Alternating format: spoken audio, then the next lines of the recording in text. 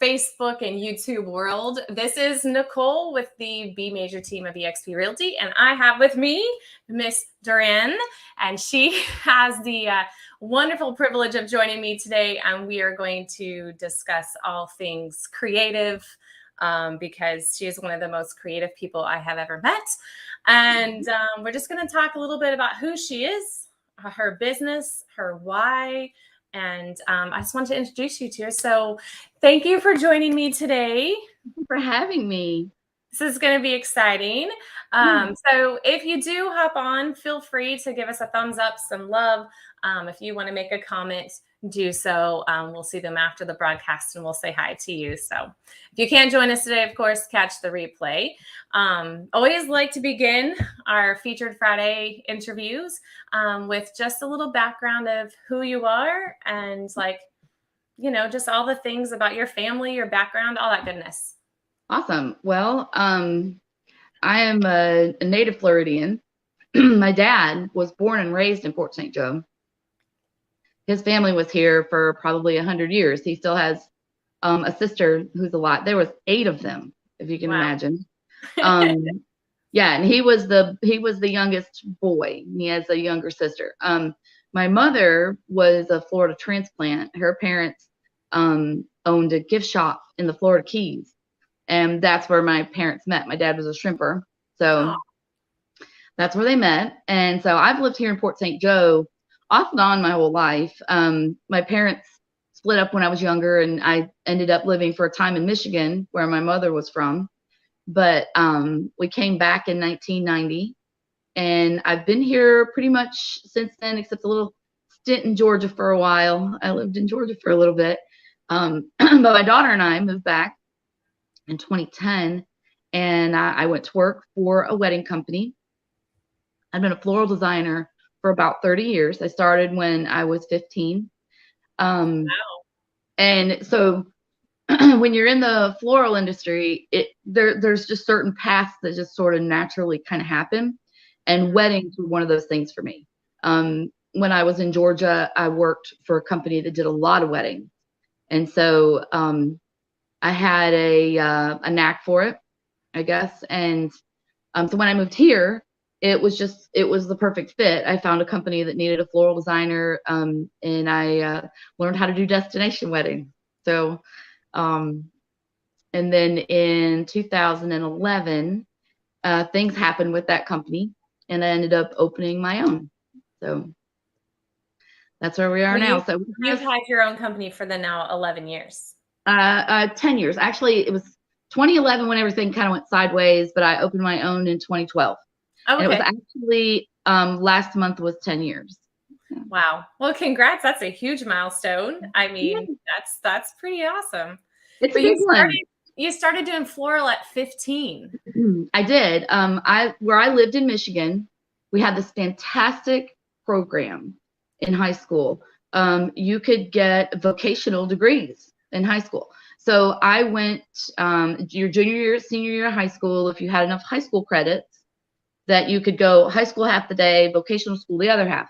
They had an ornamental horticulture program, and I completed that program through that company. It was a Michigan State University sort of patterned program. They taught me all kinds of stuff. I learned how to dig trees out of a nursery. I learned how to change the oil in a lawnmower. I was a little thin girl. I didn't care anything about doing that. All I wanted to do was flowers. But so I got my certification there. I did like a work study program when I was in that program and worked for a local flower shop. But for the most part, that's what I've done since then. Wow. Yeah. That's, sometimes, I look back at my personal experience at 15, I was doing working at the local pharmacy because we had the old soda fountain. I was a car hop at Sonic. There was all these weird, if you name it, I have probably experienced and done it. So when we were making the move, my husband says what was the one thing you enjoyed? Because you've done a lot of stuff. And I was like, real estate. So, that's kind of where it's at. But I love the fact that you fell in love with this. at such a young age. Oh, I fell in love with flowers when I was little. My mom would take us into the flower shop. I was 8 or 9 years old. It was one of my favorite things to do. And when we moved to Michigan, we lived for a short period of time with some friends of my mother's that had this massive garden in their backyard, vegetables, fruit trees, and they had this huge patch that was just all flowers. And I got in trouble all the time for going out there and picking flowers. I loved them. So Aw. I don't know. It's always just been a thing. And, you know, it's not always an easy business to be in. People think it's all about playing with flowers and making pretty things, but a flower shop's kind of dirty. You know, there's buckets of scrub and, you know, flowers as they die, it's not pretty and they don't smell good. And so, you know, you have to really love them to want to work with them. Yeah. I'm gonna have to bring you my orchid plant and let you just like love on it for just a second and then give it back to me. I've had it for a year and I'm like just thankful that I've kept it alive for a year, but we're not doing good. So I have to say this though. I know the light and water requirements for every plant grown commercially. I can tell you where to plant your nursery plant. I can tell you, you know, I can tell you all those things. But if you bring me that plant, I can promise you I'll kill it. Okay. I have a black arm up to my elbow. I cannot. It's just been so during the pandemic, I made like we were all shut down in the house, you know, for 90 days. I said I bought these herb plants and I said, you know what? I am going to make these plants live. I made that my goal to not kill these herb plants. And I did. I kept them alive. I was so proud of myself.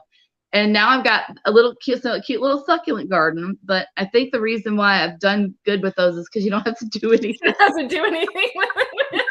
This is more my style. I've kept the cactus alive too. I'm like, yes.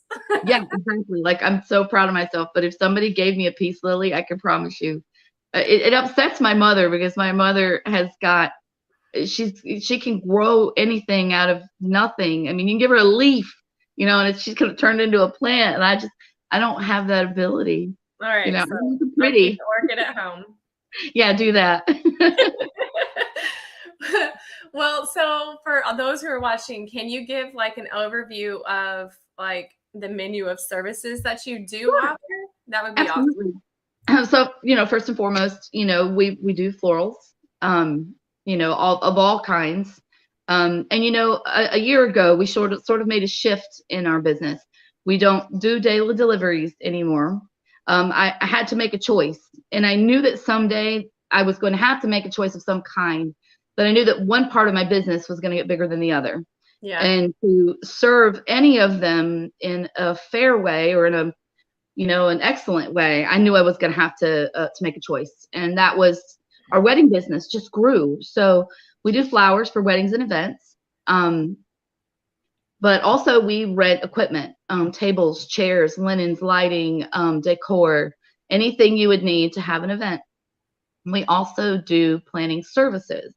So I can help you plan and organize. I can help you find the necessary vendors.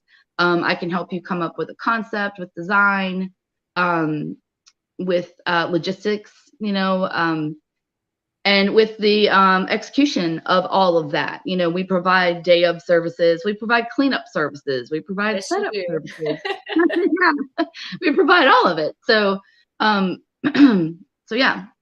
And we do that basically in Gulf Bay and Franklin counties. Although I do plan weddings or will provide day of services in other areas. Like I've done I did a wedding in Alabama last year. I've got one in Thomasville, Georgia this year. So, you know, yeah.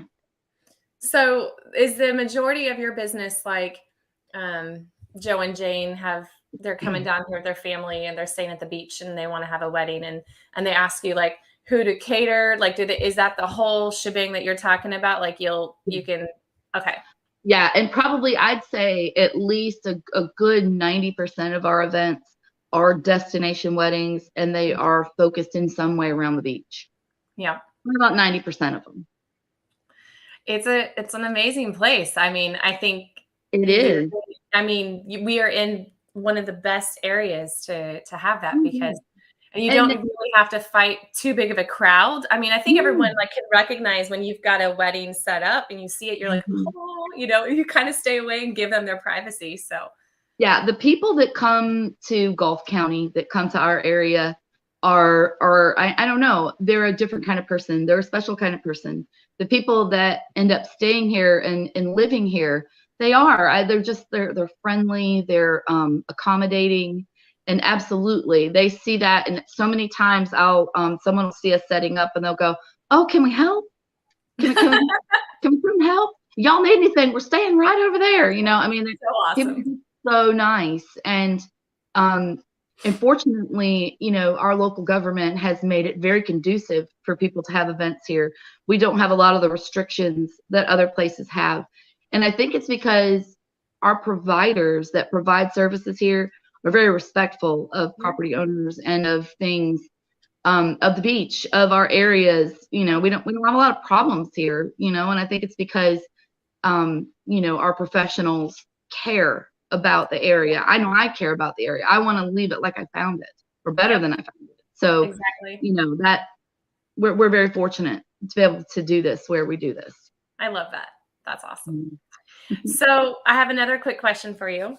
Yeah. Do you have like a favorite moment or like a favorite story of a wedding that you've done? Like, is there anything that sticks out, like someone's event that you were like, oh my gosh, this one like touched me at all? Like I think that I would find, like I see that in real estate, like there's like those certain ones that are just like, oh, you just hold them so close. Yes. And, there's so many of them. But probably the most recent one was a wedding that we did this last year. And it was this amazing couple from Georgia. They both came from, it was a second marriage. They both had very problematic first marriages and were joining their families together. These beautiful children. And both of these people had just a beautiful spirit, their families, and then to top it all off, this girl had like some of the best like creative ideas. And one of her creative ideas was, we had a cocktail hour where we had llamas. We had llamas from the Redemptive Love Farm come. Oh my gosh, I love that. It was so much fun. And that was her. She was all about having a good time and celebrating this so wonderful occasion. And we had, some speed bumps along the way. It was this past fall when we were just really struggling with red tide. Sometimes I have clients that don't comprehend that there's physical elements in the world that we can't control, like rain and wind. And, this girl was like, you know what? We're going to get married. It's going to be awesome. And she had such a great attitude about all of it. And literally, she was probably one of my favorite brides. Her family was probably one of my favorite families to work with. They just, I don't know, they were a lot of fun. So but to watch them, yeah, well, I mean, I tell people I don't really have those. Usually, if there's an issue, a client and I, right off the jump, before they really hire me, they're going to realize, and I'm going to realize, what, we're probably not going to mix. Yeah.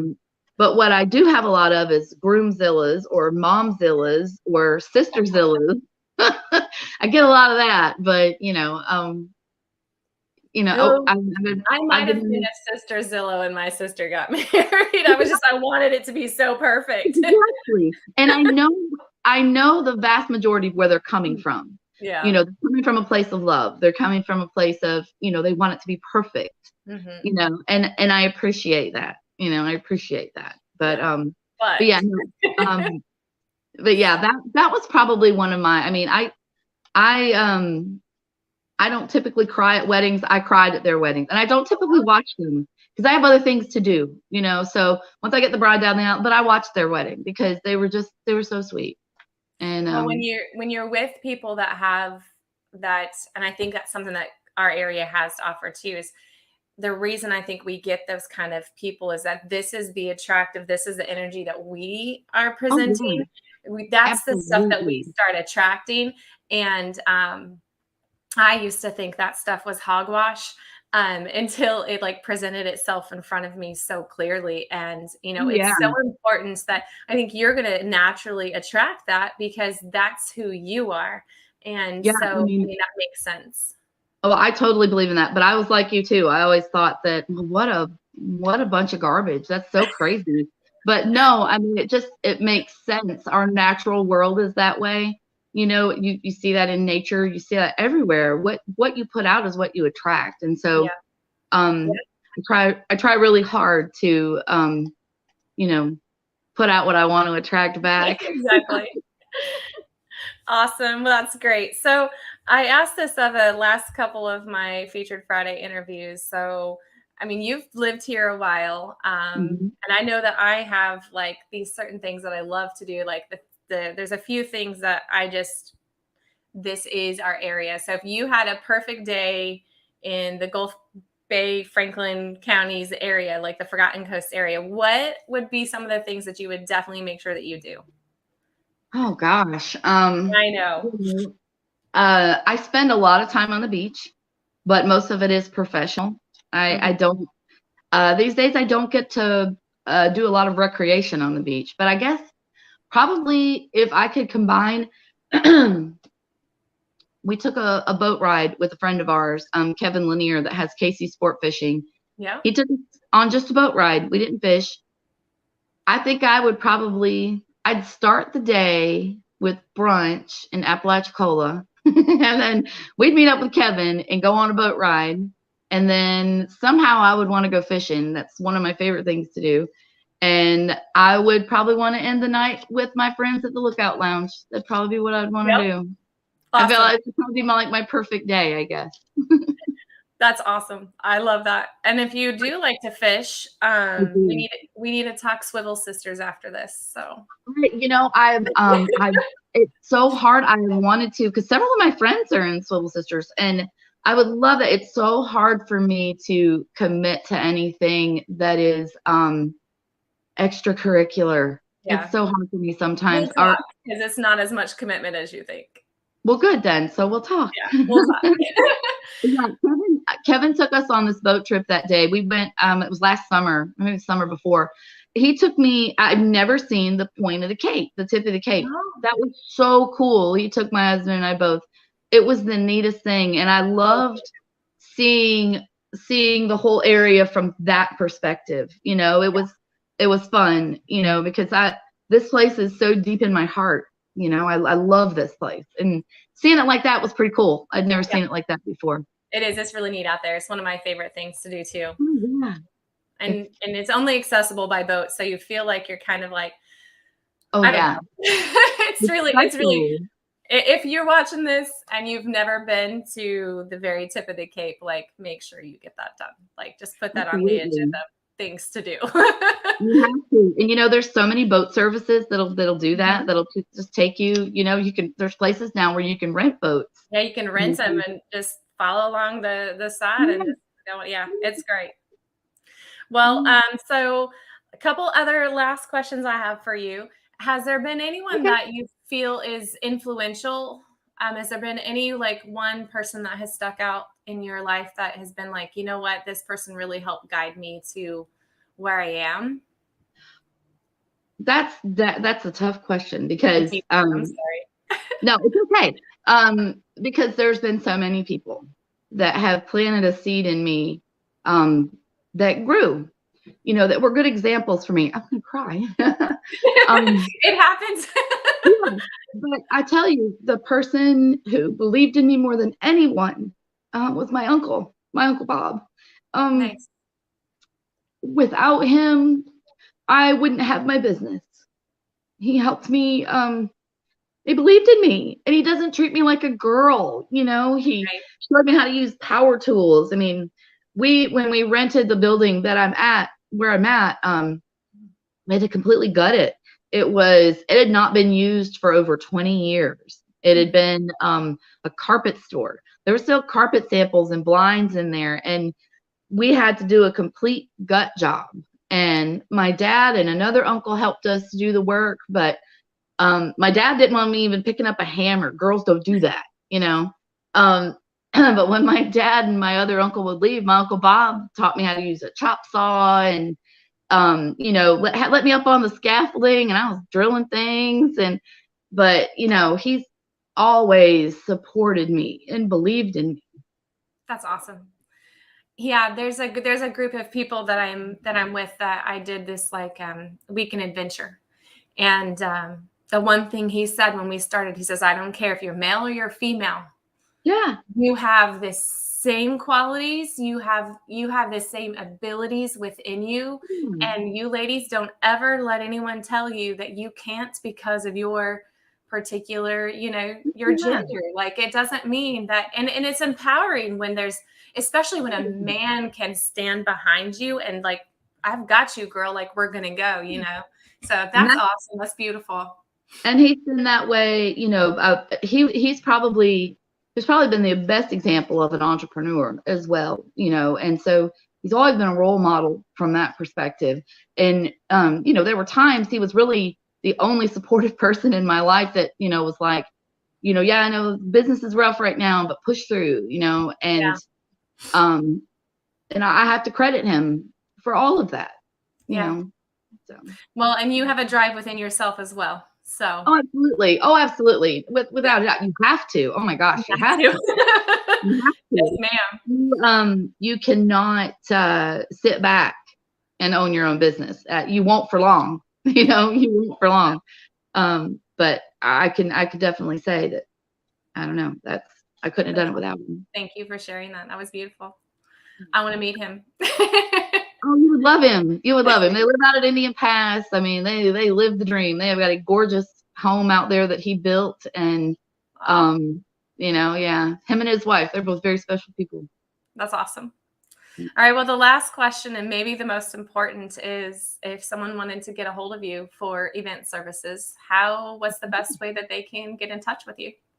So probably the best way these days is going to be my phone number. The building that I've been in for 10 years, they're selling the building, and it's way outside my reach to be able to purchase that. So at the end of this month, we won't be there anymore. But I think it's going to create opportunities for me to grow. Oh my God, why am I crying? No, it's okay. Where there's discomfort, there is so much growth. Well, exactly. Oh my gosh. And I tell you, you know, our area has been through a lot in 3 years. And my husband and I, my family, we've been through a lot with the storm and everything. But nothing in my life has ever happened that I haven't come out better on the other side. And that's the way I'm approaching this as well. So, amen, sister. I love that. It's not an attitude. It's just a fact, you know. It is. It's always worked for my good. But so the best place to get a hold of me is going to be my phone number. You know, for the time being, we're working on some other type of commercial space where that I can work out of, because you know we still make lots of flowers for weddings. Yeah. But my phone number is 850-227-5869. That's the best place to get a hold of me. You know, and from there I can provide alternate means of contact. Well, and here's the beauty of where we are right now is with or without a brick and mortar building, you can still, I mean, and I think COVID taught us that. If nothing else, it taught us that. So, you know, I'm a little grateful for that time because it did teach us that like family is important. Like there's so many things that come in front of it, but you don't have to, I don't want to say it's unnecessary. It's a wonderful thing. I mean, I'm actively searching for a space myself. So, I don't really need the storefront. You know, the storefront was great for the flower shop, but you know, my event clients, half the time, you know, I don't meet them until the wedding. Right. And you're probably meeting them at the venue. Yeah, half the time they're not walking in my door. They're not walking down the street and go, oh look, there's the place that does weddings. So yeah, I'm very fortunate to be living in the time that we are, you know, that you know, the internet and the web and you know, all the virtual opportunities. Yeah, I mean, I'm very fortunate for that. We all are, but Well, I will drop your phone number into the show notes down below, into the whatever. Of course, that'll be after we end the broadcast, and then I have to go back into it because for some reason it doesn't let me do some of that fun stuff. So, No, that's great. You're amazing. I love your spirit. You are one of my most favorites. I love to see you succeed, and I know that you will. Hang on where you're at, but I'm going to go ahead and we're going to sign off right here. And is there anything else that you'd like to say to the world? Well, thank you first and foremost for the opportunity. This was a lot of fun. And I don't know what to say to anybody. Think anybody's going to care what I have to say? I think there's a lot of people that care what you have to say. I think, just hold on to the fact that, something always better is around the corner. Amen. I love that. Thank you so much. Thank you. You're welcome. All right.